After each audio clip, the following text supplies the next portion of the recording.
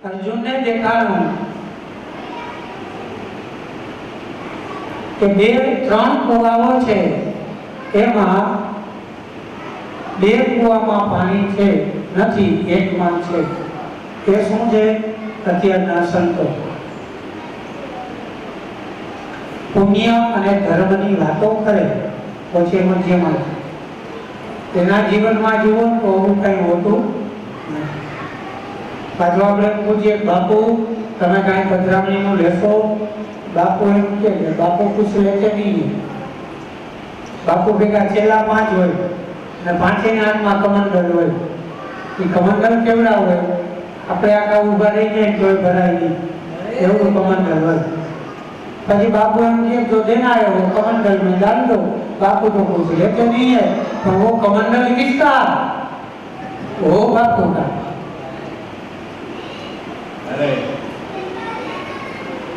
अर्जुने જોયું, નકુલે જોયું કે પર્વત ઉપરથી મોટી શિલા આવે છે, એક ઘાસનું પણકલું આડું આવે અને આ પથ્થર ઊભો રહી જાય છે. એ અત્યારનું આપણું આ સત્કર્મ છે. ગમે એટલું આપણે દુઃખી હોઈએ, ગમે એટલું મનસ્ચક્ર બીજી જગ્યાએ ફરતું હોય, પણ કોઈ જગ્યાએ સત્સંગમાં જઈએ, કથામાં જઈએ, મંદિરોમાં જઈએ એટલે આપણું મન શાંત થાય. સહદેવે જોયું કે મરઘા ઉપર પક્ષી બેઠું છે અને એના મોઢામાં વેદના પુસ્તકો છે. આ કોણ છે? તો શુદ્ધ પુરાણિકે કહ્યું કે મહારાજ એ કલિયુગના વિપ્ર એટલે કે કલિયુગના બ્રાહ્મણ છે. યજમાન પાસેથી પૂરા પૈસા પણ લઈ લે, દક્ષિણા પણ પૂરી લે અને યજમાનનું કાર્ય પૂરું કરતા નથી. શુદ્ધ પુરાણિકે કહ્યું કે કલિયુગ નું આગમન તો ભગવાન જ્યારે સ્વધામ ગયા ત્યારે થઈ ચૂક્યું હતું, પણ ભગવાનની હાજરીના હિસાબે કલિયુગનો પ્રભાવ ક્યાંય દેખાતો નહોતો. એ સમયે ધર્મરાજે આ અપશુકનો બધા જોઈ પરીક્ષિત મહારાજનો રાજ્યાભિષેક કરી અને પાંડવો પણ સ્વર્ગારોહણ કરવા માટે નીકળી ગયા. હવે આ રાજ્યમાં પરીક્ષિત રાજાનું રાજ્ય છે. પરીક્ષિત મહારાજ રાજ્ય કરે છે. ધીમે ધીમે કલિયુગ હવે પગ પેસારો કરે છે. એક વખત પરીક્ષિત મહારાજ મૃગયા લંબવા માટે ગયા. પાછા આવી અને બેઠા છે. એ સમયે વિચાર કર્યો કે મારાથી પાપ કર્મ ન થાય. ફરીથી જંગલમાં ઘણા બધા ફરવા માટે ગયા સૈનિકોને સાથે લઈ તો પરીક્ષિત મહારાજે દ્રશ્ય જોયું. એક ગાય ઊભી છે, તેની બાજુમાં કોઈ પુરુષ હતો, એક ગાયને મારે છે. પરીક્ષિતે આવી અને કહ્યું કે ભાઈ મારા રાજ્યમાં ગાય, બ્રાહ્મણ, સાધુ આને મારવાની મનાઈ છે, તો આ શું કામ કરે? ગાયની સામે દ્રષ્ટિ કરી તો જોયું આના 3 પગ ભાંગેલા હતા. આ વ્યક્તિ હતો, કાળો પુરુષ ઉભો હતો. એ કોણ હતો? કલિયુગ હતો. પરીક્ષિત રાજાએ કહ્યું કે ભાઈ તું કોણ છે? જવાબ આપ્યો કે મહારાજ હું કલી છું, મને કોઈ રહેવા નથી દેતું. પરીક્ષિત મહારાજે કહ્યું કે તારે આવું અધમ કર્મ કરશો, માટે તારે મારા રાજ્યમાં તો રહેવાનું જ નથી, અહીંથી ચાલ્યો. કલિયુગે કીધું બાપજી જ્યાં સુધી સૂર્યના કિરણો પહોંચે છે ત્યાં સુધી તો તમારું રાજ્ય છે, તો મારે જવું ક્યાં? પણ એક કામ કરો, મને રહેવા માટે થોડીક જગ્યા આપી દો, એટલે હું એમાં શાંતિથી રહીશ. પરીક્ષિતે કીધું કે તું કલિયુગ છો, માટે તને રહેવા માટે હું જગ્યા આપું છું, જે જગ્યાએ પાપ થતો હોય ત્યાં તારે રહેવું, વ્યભિચાર થતો હોય ત્યાં તારે રહેવું, જે જગ્યાએ જુગાર રમાતો હોય ત્યાં તારે રહેવું. 3 જગ્યા આપી ચાલતા થયા, કલિયુગે આવીને પગ પકડી દીધા. કહ્યું એક કામ કરો ને, આ 3 રૂમ વાળો ફ્લેટ તમે મને આપ્યો, તો કદાચ મારે ત્યાં કોઈ ભાઈ મહેમાન આવી જાય તો મારે એને રોકાવવા ક્યાં ને રાતવાસો ક્યાં કરે? એકાદ રૂમની હજી વ્યવસ્થા કરી દો ને. આ 3 બેડ હોય, કિચન છે, માંથી 4 બેડ કરી દો તો મહેમાન આવે તો એમાં હટવાઈ જાય. પરીક્ષિત મહારાજે કહ્યું તો એક કામ કર, સુવર્ણમાં તારે નિવાસ કર, સોનામાં રહેવું. પણ ક્યાં સોનામાં? તો કે જે અનિતિથી આવેલું છે તે સુવર્ણમાં તારે નિવાસ કર.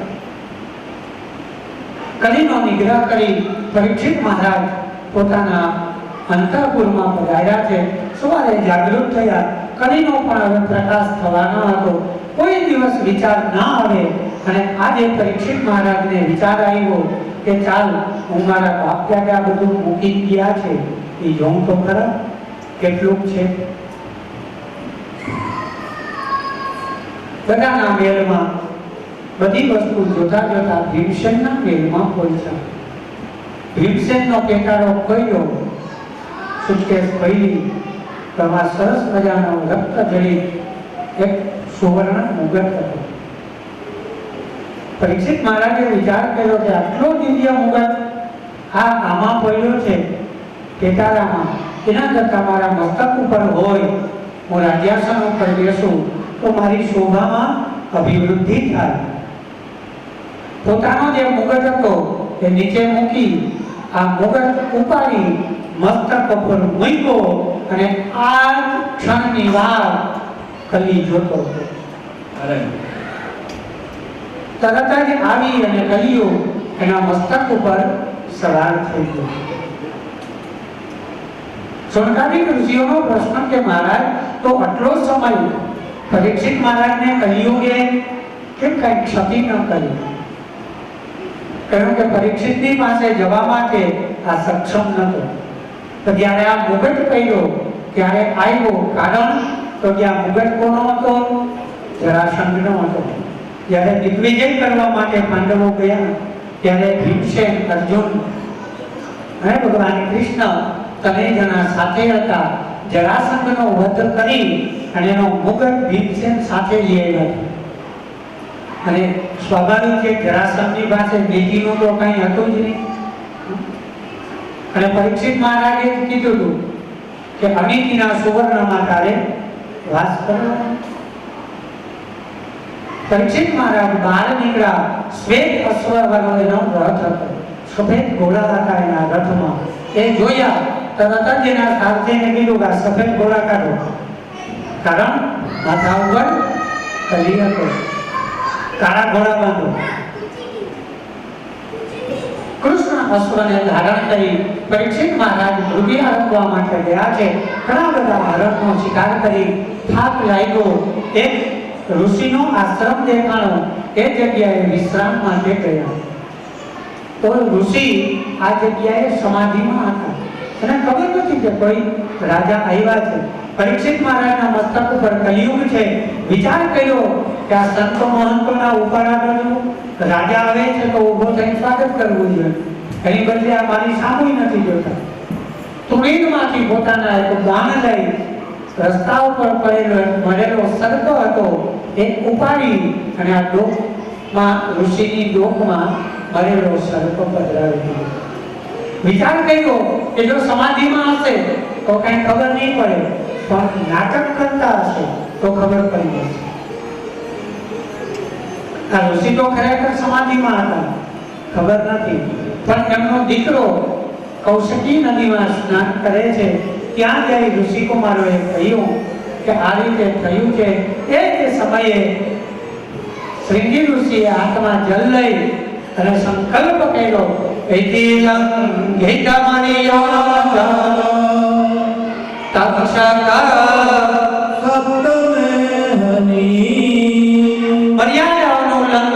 કરીને જેવું અધમ કૃત્ય કર્યું છે, આજથી 7મા દિવસે તક્ષકનાગ આવી અને એને દંશ આપશે, શ્રાપ આપી દીધો. દૂત મૂકી આવ્યું તો શૃંગી ઋષિ સમાધિમાં છે, મરેલો સર્પ હટાયો. ઋષિ સમાધિમાંથી જાગૃત થયા. શૃંગી ઋષિએ કહ્યું કે પિતાજી તમે જીવો છો? કહ્યું શું થયું? વૃત્તાંત સમજાયું કે આ રીતે થયું છે. સમાધિ લગાવી અને જોયું તો ખબર પડી કે દીકરા તમે બહુ ખોટું કર્યું છે. કહ્યું કેમ? તો કે તમે ધર્મ જેવા રાજાને શ્રાપ આપ્યો છે. આ શ્રાપથી હવે દિવસે દિવસે કલિયુગનો વિસ્તાર થશે. કઈ વાંધો નહીં, પણ હવે એક કામ કરો, તમે જઈ અને એને સમાચાર આપો કે આજથી 7મા દિવસે તક્ષકનાગ આવી અને તમને દંશ આપશે. આજથી 7મા દિવસે તમારું મૃત્યુ થશે. કુશ અને ગૌર નામના 2 શિષ્યો આશ્રમમાંથી ગયા. પરીક્ષિત મહારાજ ઘરે પહોંચ્યા. મુગટ ઉતારી અને નીચે મૂક્યો. તરત જ પોતાની શાસ્ત્રિક બુદ્ધિ જાગૃત થઈ. વિચાર કર્યો કે આજે મારાથી પાપ કર્મ થયું છે, શું કરું? હજી તો વિચારે છે. એટલા જ સમયમાં આ 2 ઋષિકુમારોએ આવી અને કહ્યું કે મહારાજ આજથી 7મા દિવસે અમારા ગુરુપુત્રએ તમને શ્રાપ આપ્યો છે. આજથી 7મા દિવસે તક્ષકનાગ આવી અને તમને દંશ આપશે. પરીક્ષિતને આનંદ થયો. આનંદ થાય આપણે કોક આવીને જે આવતા સોમવારે તૈયાર રહેજો, તમે જોમે તમારો વરઘોડો કાઢવાનો છે, તો આનંદ થાય. માટે ફાળિયાઓ દઈએ ને.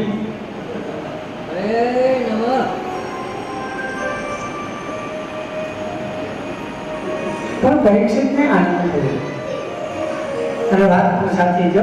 7 દિવસમાં એક દિવસ આપણો નક્કી છે. પરીક્ષિત મહારાજને આનંદ એટલા માટે થયો કે મને ખબર તો પડી કે આજથી 7મા દિવસે, જ્યારે મને અને તમને આપણને કોઈને ખબર નથી કે આપણો 7મો દિવસ કયો છે.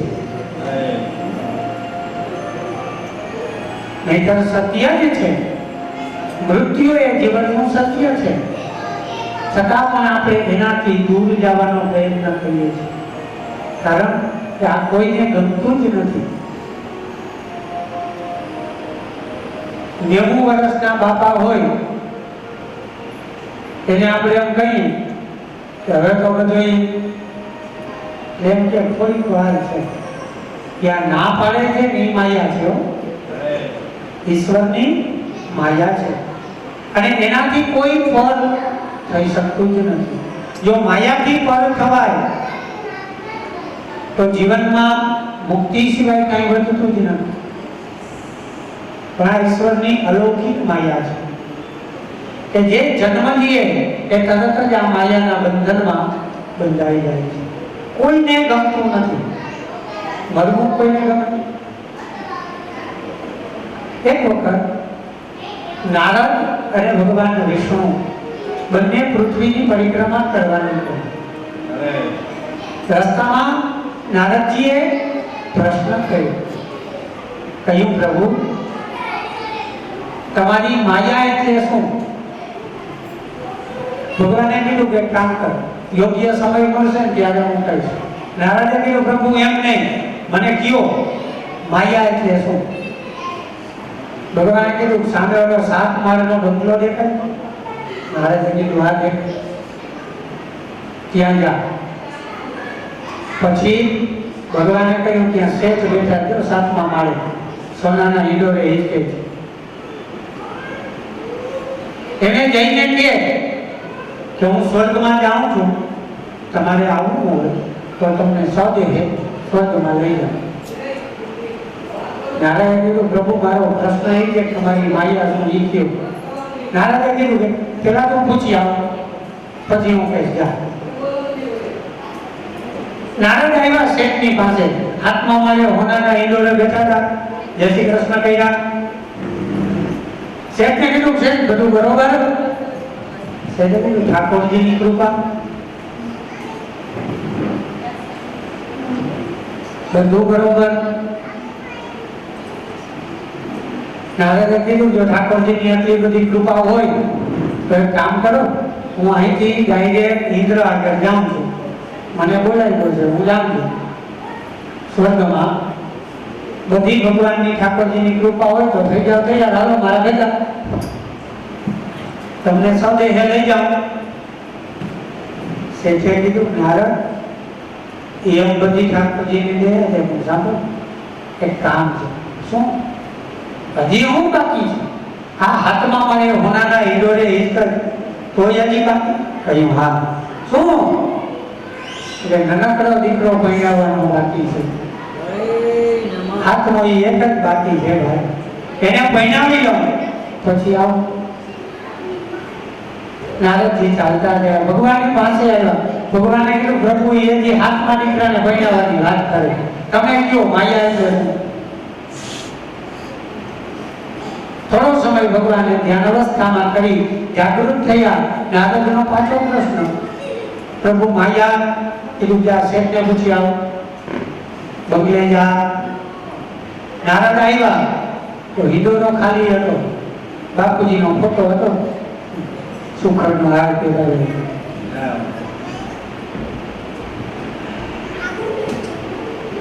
છોકરાને પૂછ્યું ભાઈ તમારા પિતાજી? મોટા છોકરાએ કીધું ભાઈ એ તો જય શ્રી કૃષ્ણ, એ દેવ થઈ ગયા. નારદજીએ યોગ દ્રષ્ટિથી જોયું. નારદને ખબર પડી આ શેઠનો બીજો અવતાર કૂતરાની યોનિમાં થયો હતો અને શેઠના બંગલાના દરવાજે બહાર રોડ ઉપર જ બેઠો હતો. નારદ ત્યાં ગયા, કહ્યું શેઠ હવે આવો જ.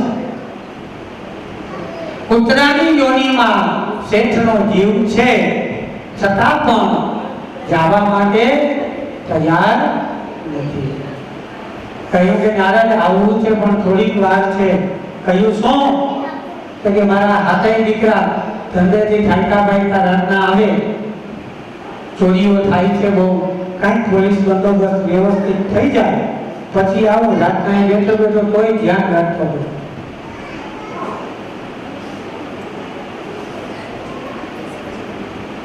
બને આવો ઘણી જગ્યાએ તિજોરી ખોલવા જાય ને જ્યાં કઈ દેખાય પડછાયું પછી આવે, બોલ બાપા જરા કુંડળી કરો ને.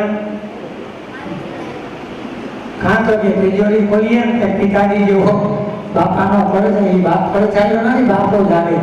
આખી જિંદગી કોઈની કાઢ્યું નથી, તારી તાકાત છે તું કાઢી લે. બોલો ન્યાય બેઠો એ ના નીકળે ભાઈ. નારદ ચાલતા થયા, થોડો સમય ગયો, પાછા આવ્યા. શેઠના દીકરાને કીધું ભાઈ તમારા ઘર આગળ કૂતરો બેસતો હતો. શેઠના દીકરાએ કીધું યોગ દ્રષ્ટિથી જોયું. શેઠનો ત્રીજો અવતાર બિલાડાની યોનિમાં થયો હતો. શેઠની દુકાનમાં જઈને આ ગ્રંથિ છે ધર્મમાંથી બહાર નીકળવા માટે. ધર્મ, અર્થ, કામ અને મોક્ષ. કહેવાનો અર્થ એ છે કે સંતનો સમાગમ થયો તો ઘરમાંથી બહાર નીકળી અને દરવાજે પૂગ્યો. થોડું પાપ બાકી હતું એ ભોગવું. ફરીથી સંતનો સમાગમ થયો, કૂતરામાંથી મુક્તિ થઈ અને દુકાનમાં પહોંચ્યો. દરેક જગ્યાએથી જ્યારે આસક્તિ ખેંચાય ત્યારે એ મુક્તિ મળે, ત્યાં સુધી ન મળે. નારદ ક્યાં આવ્યો? કહ્યું હાલો. કહ્યું થોડીક વાર છે. હવે એવું છે નારદ ખીજાઈ ગયા. ખીજાના શું કામે? તો કે નારદને ઉપાધિ હતી, ભગવાન કહેતા નતા માયા છે. નારદને એ જાણવું છે હવે આ કોઈનો જ્યાં સુધી ઉકલે નહીં ત્યાં સુધી ભગવાન જવાબ ના આપે. બિલાડાની યોનિમાં રહેલા શેઠના જીવે કહ્યું કે નારદ તમારે ખાલી એક આ ભગવું ધોતિયું પહેરવું. મારા દીકરાને આ કાપડની દુકાન છે, સિલ્કની હાડીઓ છે, બહુ મોંઘી છે, ઉંડેડા બહુ છે, એક બેનું જય શ્રી કૃષ્ણ કરી નાખ્યું છે, હવે 2 બાકી છે, એનું કરનાર પણ પછી આવું સમજો. દ્રષ્ટાંત શું સમજાવે છે? થોડો સમય પછી આવ્યા નારદ, છોકરાને પૂછ્યું, બિલાડાને કહ્યું, જય શ્રી કૃષ્ણ, યોગ દ્રષ્ટિથી જોયું મજા આવે છે. યોગ દ્રષ્ટિથી જોયું શેઠનો ચોથો અવતાર ગટરમાં વિષ્ટાનો કીડો થઈ અને ગટરમાં હતો. નારદ ત્યાં આવ્યા, આવી અને આ વિષ્ટાના કીડાના જીવમાં પૂછ્યું શેઠને કે શેઠ હવે આવવું છે? આ તો અસહ્ય વેદના છે. શેઠના જીવે કહ્યું કે આવવું છે નારદ, પણ એક શરત છે. એ શું? જો મને સ્વર્ગમાં રહેવા માટે આવી ગટર મળે તો મારે આવવું છે, નહીંતર આ જગ્યા ઉપર મને બહુ આનંદ છે, મને કઈ તકલીફ નથી. ભગવાને કહ્યું નારદને કે નારદ, જે સ્થિતિમાં જીવ હોય એ સ્થિતિ એને વાલી લાગે એ મારી માયા છે.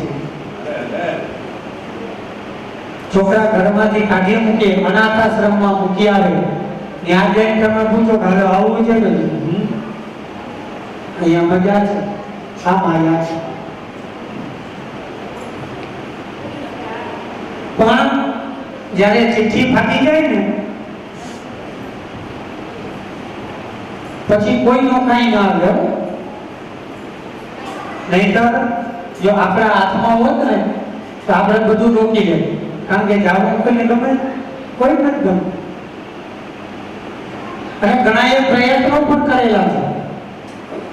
ઘણાએ, તમારો એક અત્યારનો તમને સમજાય છે એવો દાખલો કહી, ગૂગલ ઉપર સર્ચ કરજો, એમાં દેખાડે માઇકલ જેક્સન. એને ભરવું નતું, એની સાથે ડોક્ટરોની ટીમ 24 કલાક રહેતી. એના શરીરના બોડી પાર્ટ્સ જેટલા હતા, મેચ થાય એવા હતા ને એવા ડોનર પર એની સાથે જ રાખતો કે શરીરમાં કાંઈ પણ તકલીફ થાય તો તરત જ ટ્રાન્સફર થઈ જાય. આવી બધી વ્યવસ્થા કરીને એને રાખી હતી. આપણે ભરવું જ નથી, છતાં પણ ચિઠ્ઠી ફાઈકી, જય શ્રી કૃષ્ણ, બધી તૈયારી એમને રહી ગઈ. અને આમ પણ નિયમ છે, મારી અને તમારી, આપણી બધાની વાત કેટલા દિવસ જોવાય? 12 દિવસ. 13મા દિવસે ગળો ફૂટી ગયો, બધા પોતપોતાનામાં. હવે તો આપણે બહુ ક્રાંતિ કરી લીધી છે, હવે 12 દિવસ ક્યાં વાગ્યા? હવે તો 5મા અને 7મા દિવસે આમ નામ પ્રગતિ. તો મને એમ કે સ્મશાને ગોરબાપા અને શુકલજી ભેગા થઈ ગયા, આ બાજુ અગ્નિ સંસ્કાર, આ બાજુ ક્રિયા કરી. ચિઠ્ઠી પાઠશે શ્રી હરિના નામની, વેળા થશે તારે જાવાની. ચિઠ્ઠી ફાટી જશે ને પછી કાંઈ નહીં આવે. ડોક્ટર આવી હાથ પકડશે, હૃદયના ધબકારા જોવે અને એમ કહે કે અડધી કલાક છે. એટલે દીકરીઓ, જમાઈઓ, દીકરા બધા આવી જાય. હા તો કે જલ્દી જલ્દી બાપાને પાણી પાઈ ગયો એટલે કઈ આશા નથી. તો બાપાને જ્યારે જરૂર હતી ત્યારે મામો પાણીનો ગ્લાસ દીધો નથી. હવે ધબકાવા આવ્યા, હવે તો ક્યાં જરૂર છે? નહીં ગયો તો હમણાં વહી જવાનું અડધી કલાક. ત્યારે બધા આવે, સગો કુટુંબ ભેગું થઈને, સગો કુટુંબ ભેગું થઈને, ચમચી પાણી ખાવાનું, ચમચી પાણી ખાવાનું. બધા આવે, ગંગાજીની વાટકી ભરે છે, સીનું બાંધ રાખે, બધાય આવી એક એક ચમચી જમતા. હવે એમાં બાપાને એકાદો આંચકો આવી જાય, હાથ બંધ થઈ જાય એટલે બાપાનું મોઢું બંધ થઈ જાય અને એકાદી નાનકડી દીકરી બાકી રહી ગઈ એની વાનાથી આવે એ જોવા જેવું હોય. બાપાનું મોઢું બંધ થઈ જાય, જમાઈએ ધક્કો ખાવો પડ્યો હોય એટલે જમાઈ આમ મોઢું પકડે, મોઢું બંધ હોય, ખુલે એમ ના આવે જમાઈ દબાવે, માનું મોઢું ખુલે, નાની દીકરી એમાં પાણીની ચમચી ઢબકાવે. ખરેખર ક્યારેક વિચારજો, અને ખરેખર ત્યારે પાણીની જરૂર છે નથી. આંખ ખુલી હોય, ખુલ્લી આંખે જોતો જ હોય કે આખી જિંદગી મેં જે વ્યક્તિને મારા મારા કરીને હું થયો કે અંતિમ સમયે મારું કોણ છે. આ 12 દિવસ એટલા માટે છે, ગરુડ પુરાણ એમ કહે છે કે 12 દિવસ સુધી જીવ ક્યાંય જતો જ નથી, ઘરના ઉંબરે નીકળતો હોય.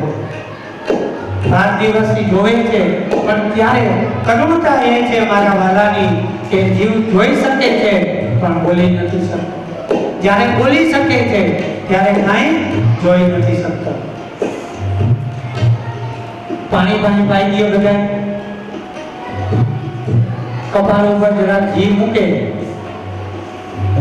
ઘી એમને પીજે લઈએ એટલે એમ કે હવે તૈયારી કરો, હવે બાપાનો જય શ્રી કૃષ્ણ.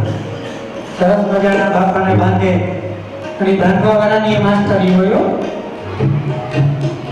લાગતને બાંધતા ના હોય. આ શેરીની વ્યવસ્થા તો હવે કરી, પેલા વાંસની એક વડીએ લઈ જતા, એ બાંધતા આવડવું જોઈએ, એમ ના થાય. પછી એમ કે બાપાની સાથે લાડવો મૂકો. હવે એને દાંત પડી ગયા તેથી રહીયો ચોખા ઘીનો શીરો કરીને ખવડાવ્યો હોય તો બાપો 4 વર્ષ વધારે જીવન. હવે એને ક્યાં લાડવાની જરૂર? લાડવો કરવાનો, અને લાડવો કરવા કોણ દે ખબર? ઘરમાં ક્રોધી દીકરાની બહુ હોય ઈ ભયંકર ક્રોધી હોય ને એ લાડવો કરવા બેસે. કારણ કે આ લાડવામાં બીજું કઈ ના હોય. આ લાડવામાં શું હોય? લૂંટમાણીનો લાડવો કરશે, લૂંટમાણીનો લાડવો કરશે, જરૂર હશે નહીં ખાવાની, જરૂર હશે નહીં ખાવાની. જ્યારે જરૂર નથી ત્યારે લાડવો, અને આ લાડવામાં કઈ ના હોય, લોટ અને પાણી આપણે ભેગું કરી લાડવો કરે અને બાપાની છાતીએ બાંધે. ત્યાં તો હગાવાળા બધાને ઉતાવળ એટલી બધી હોય, જલ્દી કરો જલ્દી કરો. કલ્પના કરવા જેવું છે. 80-90 વર્ષ જે ઘરમાં કાયદા હોય, એક વ્યક્તિને જેની મહેનતથી આખું અમ્પાયર ઊભું થયું હોય, એ જ વ્યક્તિના શરીરમાંથી આત્મતત્વ નીકળી જાય એટલે હું અને તમે એને 1 કલાક રાખવા માટે પણ આપણે તૈયાર નથી. શંકરાચાર્ય મહારાજે તો ત્યાં સુધી કીધું કે ભાર્યામ વિપ્રતિ તસ્મિન કાર્ય. જે સ્ત્રી એના પતિને આલિંગન આપતી હોય, એ જ સ્ત્રી જ્યારે એના પતિનું મૃત્યુ થાય ત્યારે એની બાજુમાં આવવાથી પણ ડરે છે. ભાર્યામ વિપ્રતિ તસ્મિન કાર્ય. જેની સાથે લગ્ન કર્યા છે એ જ સ્ત્રી કે પુરુષથી ડરે છે. લાડવો મૂકી દે, બાંધી દે, પછી શું કરે? તો કે બધા સગાવાલા આવી ગયા હોય, બાપાને ઉપાડે, 5-25 ભેગા થઈને, 5-25 ભેગા થઈને કરશે ઉતાવળ જવાની, કરશે ઉતાવળ જવાની. ધામધૂમથી લઈ જાય. સરસ મજાનો બેગ તૈયાર કરવામાં આવે, લાકડા ઉપર કે ગોઠવવા વાળો જુદો હોય, સરસ મજાના એવા ગોઠવે એ 3 કલાકમાં તો 10 કૃષ્ણ. હવે તો એ બંધ થઈ ગયું. હવે તો ઇલેક્ટ્રિક આવી ગયું. મૂકો એટલે 40 મિનિટમાં સીધા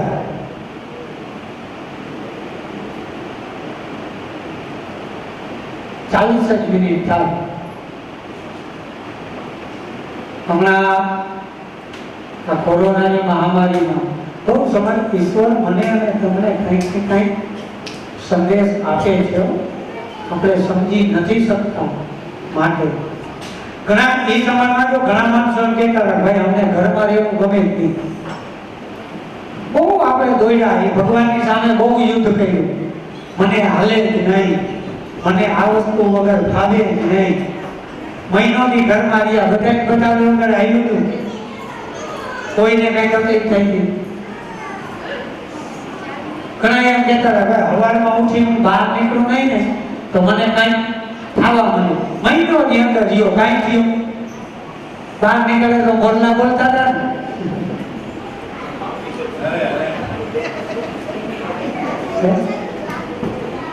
બધા વગર બધું હાલે છે. ઈશ્વર મને અને તમને સમજાવ્યું કે દીકરા બધાય વગર બધું હાલે છે. હજી સમજી જા, નહીંતર આટલી જ વાર લાગશે. ભાઈ વારા નતા આવતા સ્મશાનમાં. પછી શું કરીએ? લાકડા ભેગો પાડી ગઈને, લાકડા ભેગો પાડી ગઈને, હસે ઉતાવળ નાવાની, હસે ઉતાવળ નાવાની. બારીને હજી તો અડધું મોટું સબ ગયેલું હોય ને કે અમુક નાવા વહી જાય. હવે તો એટલી બધી ક્રાંતિ વધી છે કે સ્મશાનમાં ગાંઠિયા ભજીયા આવે છે. બહુ ક્રાંતિ કરી જો આપણે, બહુ ક્રાંતિ કરી. પાછા શું કહે ખબર? હવે આ સોશિયલ મીડિયાના માધ્યમથી ખોટા પડે. જો અમે સ્મશાનમાં બેસીને ભજીયા ખાઈ છે, કાંઈ થતું નથી. કાંઈ ન થાય ભાઈ, અમને ખબર. સ્મશાનમાં બેસી અને ખાવાથી કાંઈ ન થાય એ અમને ખબર છે. પણ મેં કાલની જ કથામાં કીધું હતું કે સ્થાન ભ્રષ્ટાન સૌગંધો. સ્મશાનમાં ભૂત પ્રેત નથી. જો ભૂત પ્રેત હોય કે ખરાબ વસ્તુ હોય તો શિવ ત્યાં નિવાસ ન કરે સ્મશાનમાં. અને ત્યાંની ભસ્મનું લેપન ન કરે. આજ પણ ઉજ્જૈનમાં ભસ્મ આરતી થાય છે. અને ભાગવત એમ કહે છે કે વૈષ્ણવાનામ શિવ શ્રેષ્ઠ. આ ત્રૈલોક્યમાં જો મોટામાં મોટો કોઈ વૈષ્ણવ હોય તો એ શિવ છે. હું નથી કહેતો, ભાગવતમાં છે દ્વાદશ સ્કંદમાં. જો સ્મશાન ખરાબ જગ્યા હોય તો આ મોટામાં મોટો વૈષ્ણવ ત્યાં રહે નહીં. એટલે ખરાબ તો નથી, પણ એ ભૂમિ છે, એ જગ્યા છે, એ વૈરાગ્યની ભૂમિ છે. ત્યાં જઈએ તો ત્યાં વૈરાગ્ય જાગે. આપણે જાય તો જાગે ને. શિવને મૂકો, શિવ તો બહુ જેઠા છે. અહીંયા આપણે બધા શિવ જેઠા છીએ, જીવી છે. આપણે જાય તો આપણે વૈરાગ્ય જાગે ને. સ્મશાનમાં જાય બેઠા હોય, અગ્નિ સંસ્કાર થઈ જાય પછી આમ હાથ ધોઈને આપણે બેસીએ ને, હા ભાઈ આપણે એમ થાય કે હમણાં 2 દિવસ ભગવા પહેરી લો, એવી વાતો કરે. ક્યાં કાંઈ હારે લઈ જાઓ. જો કેવો ભલે, બહુ ભલો માણસ હતો ભાઈ, કામ બહુ આવતો હતો, પણ ગયો. પછી પાછો ઊભો થાય ને તો હા ભાઈ કરેલા તો ભોગવવા પડે, કે તારે નહીં ભોગવવા પડે.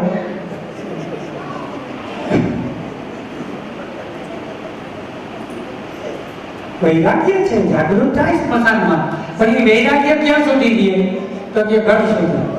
ઘરે પહોંચે, બેને ગરમ પાણીની ડોલ તૈયાર જ રાખી હોય, ટુવાલ બાથરૂમમાં ટીકાવી દીધું હોય. આ ગરમ પાણીથી ભાઈ નાઈ પાછો બહાર નીકળે, સરસ મજાની આદુ હળદરવાળી ચા ભાઈ પી ગયે એટલે તરત જ એમ કે છોકરાઓ ક્યાં ગયા, હવે હું દુકાને જાઉં. તો આ વૈરાગ્યની વાતો કરતો હોય. અહીંયા ચા પી ગઈ એટલે વૈરાગ્ય ઉતરી જાય.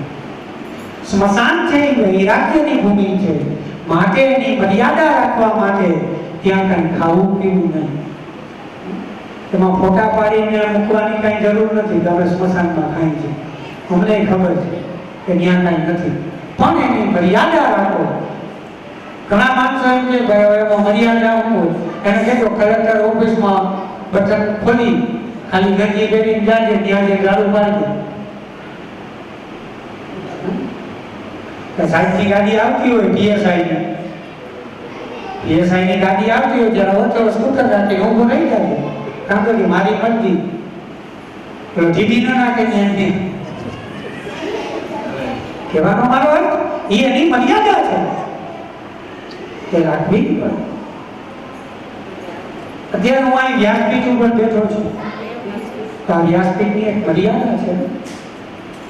હું અહીં લાંબા પગ કરીને બેસું તો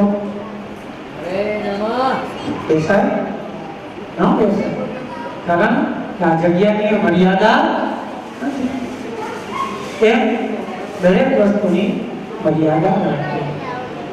એ જગ્યાએ સુખપુરાણીકે કહ્યું કે આ સમયે પરીક્ષિત મહારાજ એ જ સમયે જેમ સર્પ પોતાની કાચરી ઉતારે એ જ રીતે પોતાના રાજ્યનો ત્યાગ કરી પોતાના પુત્ર જન્મે જઈને રાજ્યાસન સોંપી અને ગંગાના તટ ઉપર આવ્યા છે. ખબર પડી તો પરીક્ષિત મહારાજને શ્રાપ લાગ્યો છે. બધા ઋષિઓ ગંગાના તટ ઉપર આવે, પરીક્ષિત મહારાજ બે હાથ જોડીને પ્રશ્ન કરે કે મહારાજ 7 દિવસમાં મને મુક્તિ મળે એવું મારે શું કરવું? કોઈ જવાબ આપી શકતા નથી કે અંતિમ સમયે શું કરવું. ત્યાં સુધીની કથાને કહી પ્રથમ સ્કંદને આપણે વિરામ આપી દ્વિતીય સ્કંદને આપણે પ્રારંભ કરી જઈ રહ્યા છીએ. પહેલા જ મેં કીધું હતું કે પ્રથમ સ્કંદ એ અધિકાર છે અને દ્વિતીય સ્કંદ એ સાધન લીલા છે. શ્રીજી બાબાના અંગોનું દર્શન કરીએ તો ભાગવતનો દ્વિતીય સ્કંદ એ ભગવાનનો વામ ચરણ છે. 10 અધ્યાયો દ્વારા નાનામાં નાનો સ્કંદ આ દ્વિતીય સ્કંદ છે. 10 અધ્યાયો દ્વારા આ સ્કંદને પૂર્ણતા કરવામાં આવેલો છે. આની અંદર મુખ્ય પ્રસંગો પણ બતાવ્યા છે કે વિરાટ સ્વરૂપનું વર્ણન, અવતારોની કથા, ઈશ્વરનું સ્થૂળ અને સૂક્ષ્મ સ્વરૂપ, આ મુખ્ય પ્રસંગો બતાવ્યા છે. પણ દ્વિતીય સ્કંદનો પ્રારંભ કરીએ એ પહેલા 2 મિનિટ હરિસ્મરણ કરી અને આપણે સાધન લીલામાં પ્રવેશ કરીએ. શ્રીમન નારાયણ નારાયણ નારાયણ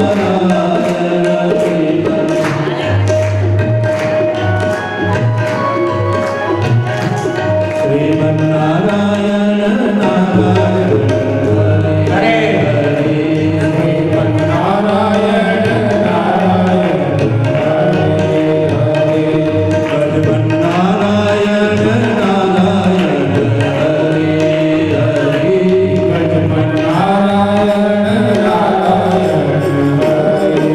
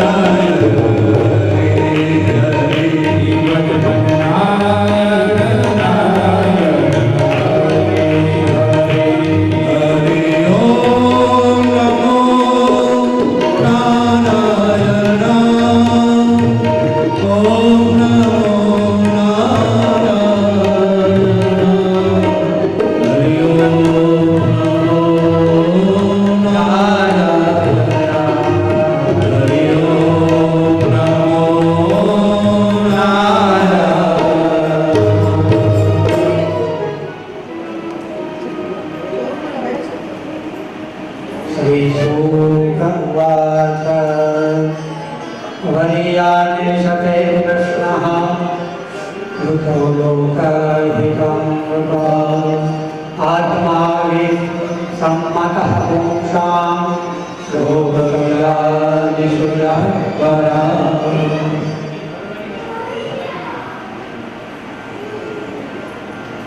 सुखदेव जी महाराज कहे छे के राजा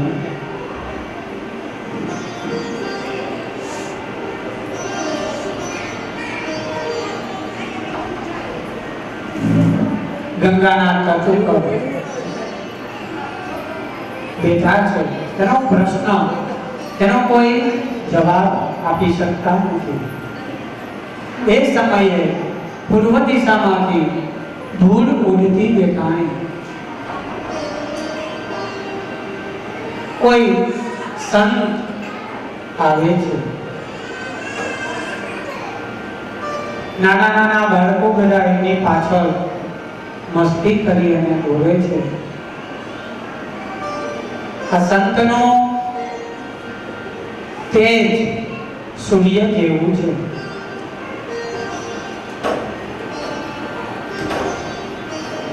દિગંબર શરીર છે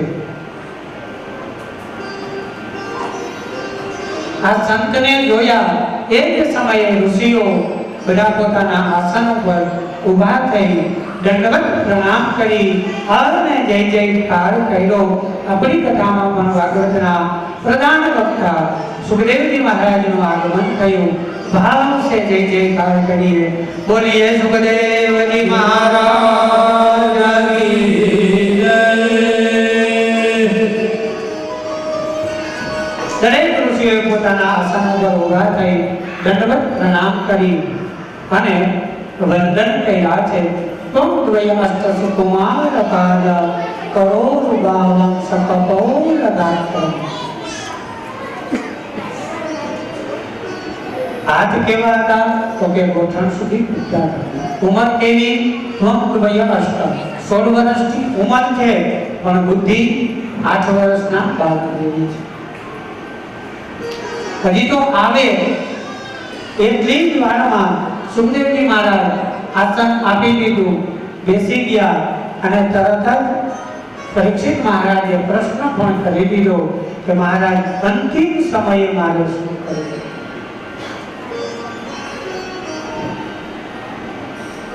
સુખદેવજીએ કહ્યું કે રાજન હે રાજેન્દ્ર ઘરમાં આસક્ત રહી આત્મતત્વનું દર્શન ન કરતા ગૃહસ્થાશ્રમીઓને હજારો વર્ષ સુધી તપસ્યા કરે તો પણ એને નારાયણની સ્મૃતિ થતી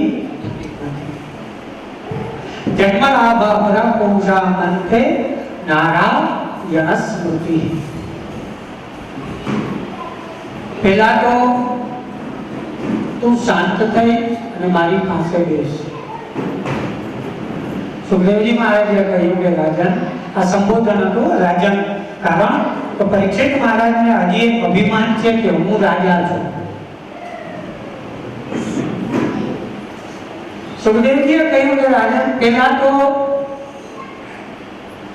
તું કોણ છે એ પહેલા ઓળખ અને તારા મનમાં એવો વિચાર છે કે હું છું પહેલા એમાંથી બહાર નીકળ આપણને ખબર તો હોવી જોઈએ કે હું કોણ છું સુખદેવજીએ કહ્યું કે રાજન પહેલા તું તને ઓળખ આપણે કહીએ કે તું તારું કર પહેલા આપણી જાતને આપણે ઓળખીએ હું કોણ છું વાસ્તવિકતા એ છે કે આપણને એ જ ખબર નથી કે આપણે કોણ છે જો યોગ્ય ગુરુ મળે તો ખબર પડે એક ભાઈ આ તત્વની વાતો છે બધી વિદ્યા સ્કંદમાં તત્વ જ્ઞાન બહુ છે એક ભાઈ શિવ મંદિરે ગયા રોજ પૂજા કરે અભિષેક કરે મંદિરે પહોંચ્યા તો એક ઉંદર શિવલિંગ ઉપર કોઈ ચોખા ચડાવીને ગયું હશે શિવલિંગ ઉપર બેઠો બેઠો આ ઉંદેડો ચોખા ખાતો આ ભાઈએ વિચાર કર્યો એટલે આના કરતા આ મોટો ને એની માથે બેસી ચોખા ખાય ગામમાં જઈ પાંજરું લઈ આવ્યો ઉંદેડાને પકડ્યો ઘરે લઈ આવ્યો શિવની પૂજા બંધ કરી, ઉંદરાની પૂજા ચાલુ. રોજ એની પૂજા કરે, ઉંદરાને જમાવટ થઈ ગઈ. એક વખત પાંજરું ખુલ્લું રહી ગયું, બિલાડી આવી એની આ ઉંદરનું જય શ્રી કૃષ્ણ કરી નાખ્યું. આ ભાઈ જોઈ ગયો, વિચાર કર્યો કે લે આ ઉંદર કરતા તો આ બિલાડી મહાન છે ને, પૈકડી એને એની પૂજા. તમને પત્ની આ બધું જોયું રાખે, એને આ કઈ ગમતું નથી પણ કાંઈ બોલતા નથી. થોડો સમય ગયો હોય, કોઈ કૂતરો આવ્યો, એની બિલાડાનો જય શ્રી કૃષ્ણ કરી નાખ્યો, અને આ ભાઈને વિચાર આવ્યો કે લે આના કરતા તો કૂતરો મહાન ને. કૂતરાની ઘરમાં પૂજા કરી છે. બેન રોટલી કે રોટલા કરીને મૂકે, આ કૂતરો આવે થપ્પો ઉપાડીને વહી જાય, કે કહેવાય નહીં, કારણ કે ભાઈ એની પૂજા કરે. એક વખત બેન કઈ કામેથી આવ્યા છે, થાયકા ભાઈકા, રોટલી બનાવી, આની એક ઉપાડી અને આ બેનનો મગજ ગયો. ઘરના ખૂણામાં લાકડી પડી હતી, લીધી લાકડી, બે કૂતરાને મારી, કૂતરો ઊભી બજારે, લાકડી મારી. એક સમયે આ ભાઈની નજર પડી, ભાઈએ વિચાર કર્યો કે લે આના કરતા તો આ મહાન ને.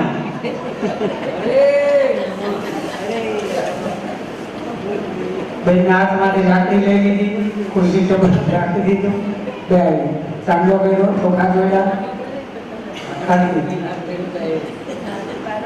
કીધું હવે તારે કાંઈ કરવાનું નથી, તું અહીં બેસ, હવે તારી સેવા હું કરીશ. થોડો સમય ગયા, બેન કંટાળી ગઈ, પણ બિચારી હવે કાંઈ બોલી ના શકે. તેમાં ભાઈ આરતી કરતા હતા, બેનને કંઈક કામ હતું, બેન ઊભા થયા, આરતી હાથમાંથી પડી ગઈ અને ભાઈને ક્રોધ આવ્યો. ક્રોધમાં બેનને ઝાપટ મારી, ઝાપટ બેનને મારી, પણ ખબર એ પડી કે હું કોણ, આનાથી તો મોટો હું છું. ખબર તો પડી ગઈ ને હું કોણ. સુખદેવજીએ કહ્યું કે રાજન, પૂર્વે કટવાંગો નામ રાજન શ્રી, એક મુહૂર્તનું આયુષ્ય બાકી હતું, બે ઘડીનું, અને કટવાંગ રાજાને મુક્તિ મળી, તો તારી પાસે તો 7 દિવસ છે, તો ચિંતા ન કર, મારી પાસે બેસ. સુખદેવજીએ કહ્યું કે રાજન, જીતાસનો જીતા શ્વાસો, જીતા સંગો જીતેન્દ્રિય, સ્થૂલે ભગવતો રૂપે મના સંધારયે દિયા.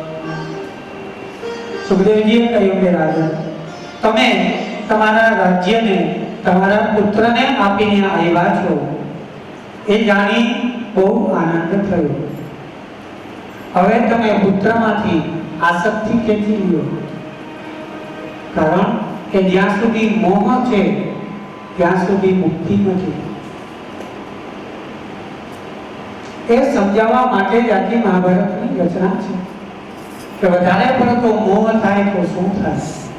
મહાભારતનું દરેક પાત્ર તમે તપાસો, પરસ્પર એકબીજાના મોહમાં જ બધા સંકળાયેલા છે. એક વસ્તુ કાયમી યાદ રાખજો, જ્યાં વધારે મોહ થાય ને ત્યાં યાદ રાખજો ભવિષ્યમાં મહાભારત થાય. હા, હકીકત.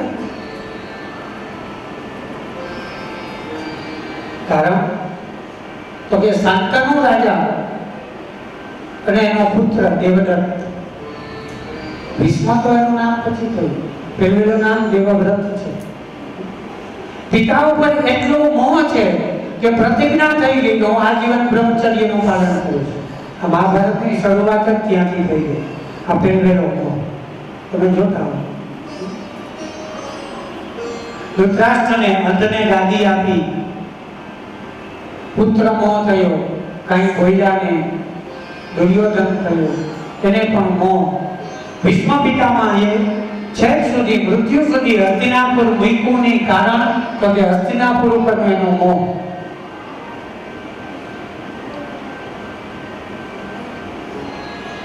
બહુ મોહને આગળ ન કરવું, ખાસ કરીને પુત્રમાં. પુત્રમાં માણસને મુક્તિ આપવા દેતું નથી. જ્યારે ત્યારે પણ કોઈ પણ વ્યક્તિ પુત્રમાં આસક્ત થાય એટલે મહાભારત થાય. સુખદેવજીએ કહ્યું કે રાજન, પેલા તો તારા શ્વાસને ધીમા કર, પડોશી વાર આસન વાળીને બેસ, નિસ્તેજ થઈ જા અને પછી બેસ. બે હાથ જોડી પરીક્ષિત મહારાજ સુખદેવજીની સામે બેઠા છે. સુખદેવજીએ કહ્યું કે રાજન, પેલા તો તારા મગજમાં તું હજી વિચાર કરો છો કે મારો પુત્ર જન્મે જાય એ રાજ્ય કરી શકશે કે નહીં, એ મગજમાંથી વિચારને ખેંચી લે. કારણ કે તું નતો ત્યારે પણ આ છે, તું છો ત્યારે પણ આ છે, અને ભવિષ્યમાં તું નહીં હો ત્યારે આ આવશે.